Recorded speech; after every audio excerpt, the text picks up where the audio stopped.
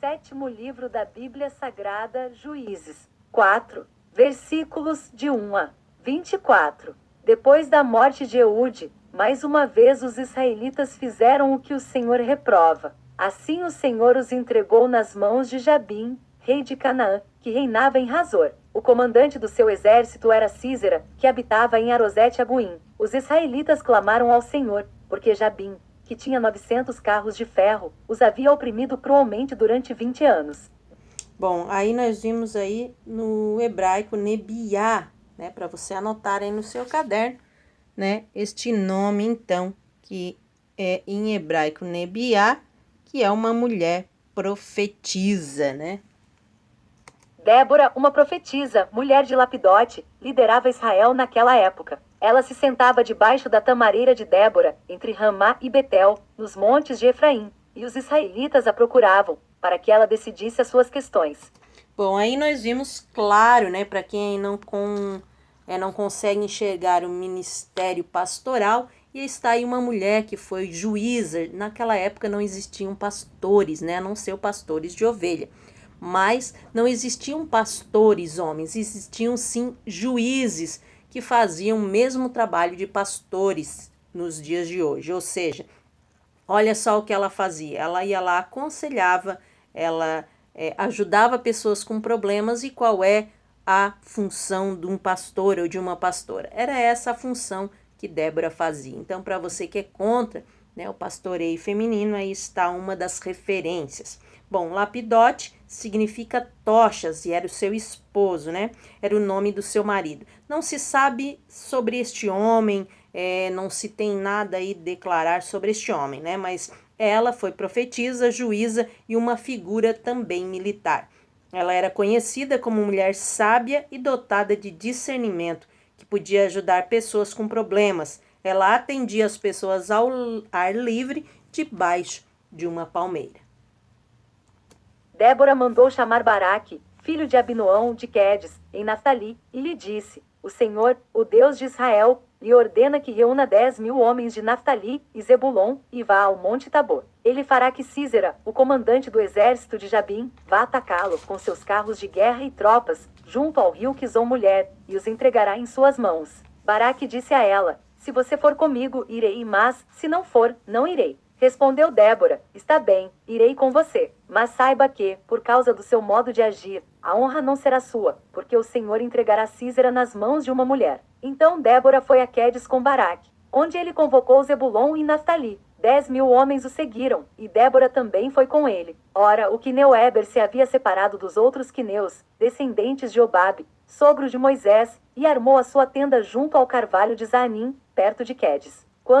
Bom, a Septuaginta acrescenta, né, um versículo ali quando Baraque fala com Débora, acrescenta também que está escrito que ele teria dito: pois eu não sei o dia que o Senhor prosperaria o anjo comigo, né? O que quer dizer que ele dependia do contato dela com Deus. Infelizmente, nós temos pessoas hoje assim também em nosso meio, nas igrejas. Quando eu falo nas igrejas, são em todas, irmãos, porque não existe uma igreja perfeita. Como diz o apóstolo Luiz Hermínio, se você encontrar uma igreja perfeita, saia dela, porque senão você vai estragá-la, né?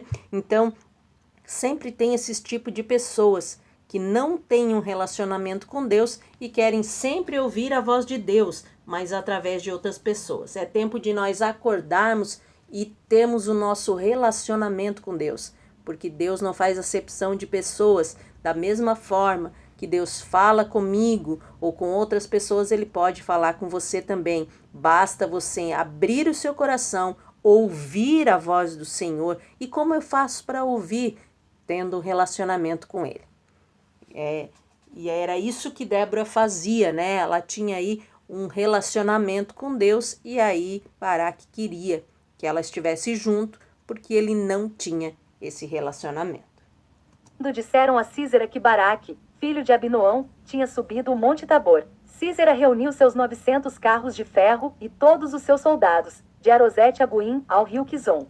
Bom, esse ribeiro de Quizon, ou rio de Quizon, depende como está aí na sua tradução, ele corre por cerca de 48 quilômetros de extensão até o mar Mediterrâneo. é chamado de Águas de Meguido, né? E nesse rio foi travada a batalha entre Baraque e Sísera, né? Foi também o local da destruição dos profetas de Baal por Elias. Sem saber que o Senhor estava contra ele, Sísera posicionou então a sua força de cavalos e carros perto do ribeiro, onde ficaram imprestáveis e atolados na lama, pois o Senhor assim o fez. Baseado nisso, temos o Salmo 20 e o versículo 7 para você depois ir lá e conferir. Débora disse também a Baraque: vá, este é o dia em que o Senhor entregou Sísera em suas mãos. O Senhor está indo à sua frente. Então Baraque desceu o monte Tabor, seguido por 10.000 homens. Diante do avanço de Baraque, o Senhor pela espada derrotou Sísera e todos os seus carros de guerra e o seu exército, e Sísera desceu do seu carro e fugiu a pé. Baraque perseguiu os carros de guerra e o exército até Arosete-Aguim. Todo o exército de Sísera caiu ao fio da espada. Não sobrou um só homem. Sísera, porém, fugiu a pé para a tenda de Jael, mulher do Quineu-Eber, pois havia paz entre Jabim, rei de Razor, e o clã do Quineu-Eber. Jael saiu ao encontro de Sísera e o convidou: venha, entre na minha tenda, meu senhor. Não tenha medo. Ele entrou, e ela o cobriu com um pano. Bom, aqui ele preferiu a tenda de mulheres em vez da tenda de Eber, por achar que era mais escondida e segura.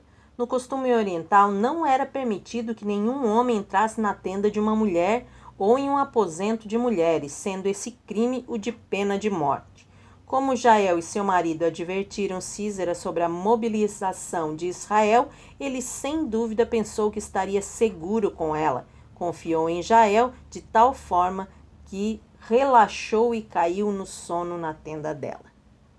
Estou com sede, disse ele. Por favor, dê-me um pouco de água. Ela abriu uma vasilha de leite feita de couro, deu-lhe de beber, e tornou a cobri-lo. E Sísera disse à mulher: fique à entrada da tenda. Se alguém passar e perguntar se há alguém aqui, responda que não. Entretanto, Jael, mulher de Eber, apanhou uma estaca da tenda e um martelo e aproximou-se silenciosamente enquanto ele, exausto, dormia um sono profundo. E cravou-lhe a estaca na têmpora até penetrar o chão, e ele morreu. Bom, alguns dizem que essa estaca de madeira, que era uma estaca de madeira, né? Mas Joséfo já diz que ela era uma estaca de metal, sendo que naquela época já se fazia grande uso de metais.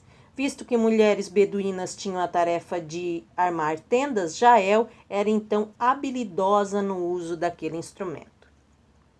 Baraque passou à procura de Sísera, e Jael saiu ao seu encontro. Venha, disse ela, eu lhe mostrarei o homem que você está procurando. E entrando ele na tenda, viu ali caído Sísera, morto, com a estaca atravessada nas têmporas. Naquele dia Deus subjugou Jabim, o rei cananeu, perante os israelitas. E os israelitas atacaram cada vez mais a Jabim, o rei cananeu, até que eles o destruíram. Queremos então encerrar este capítulo, desejando que Deus abençoe a sua casa, a sua vida, a sua saúde, a sua família e o seu ministério, em nome de Jesus.